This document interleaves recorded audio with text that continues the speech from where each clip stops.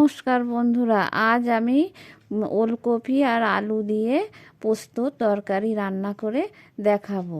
নিরামিষ তরকারি, যেটা খেতে খুব ভালো হয়। আমি যেভাবে রান্না করে দেখালাম, আপনারাও সেইভাবে রান্না করে খেয়ে দেখবেন, কেমন লাগে আমাকে জানাবেন। আজ আমি ওলকপি বা গাঁটকপি তরকারি রান্না করে দেখাবো পোস্ত দিয়ে। কপি নিয়ে নিয়েছি 3টে। কপি কেটে নিয়েছি, সরু সরু করে কেটে খুব ভালো করে ধুয়ে নিয়েছি, ধুয়ে রেখে দিয়েছি।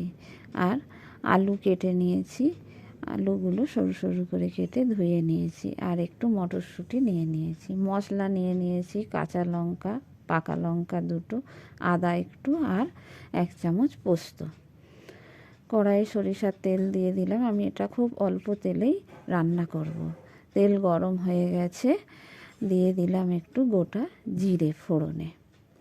ফোড়নটা ভালো করে ভেজে নিয়ে দিয়ে দিলাম কেটে রাখা আলুগুলো।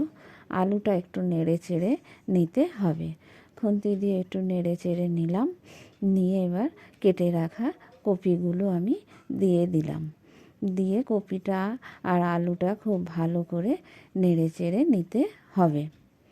নেড়ে চেড়ে নিয়ে একটু লবণ দিয়ে দিলাম।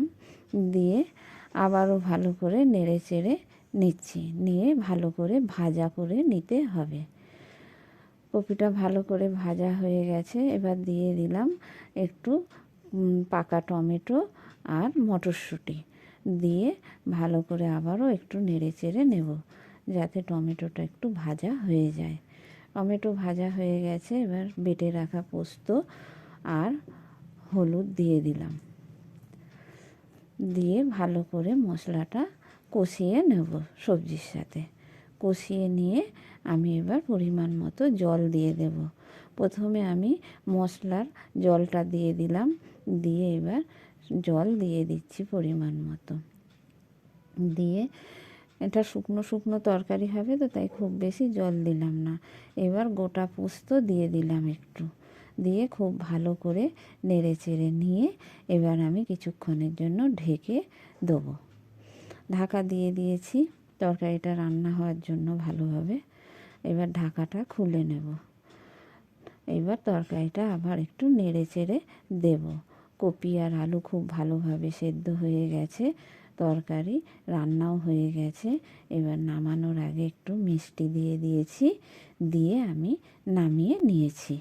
কপি আলু পোস্তর তরকারি রান্না হয়ে গেছে।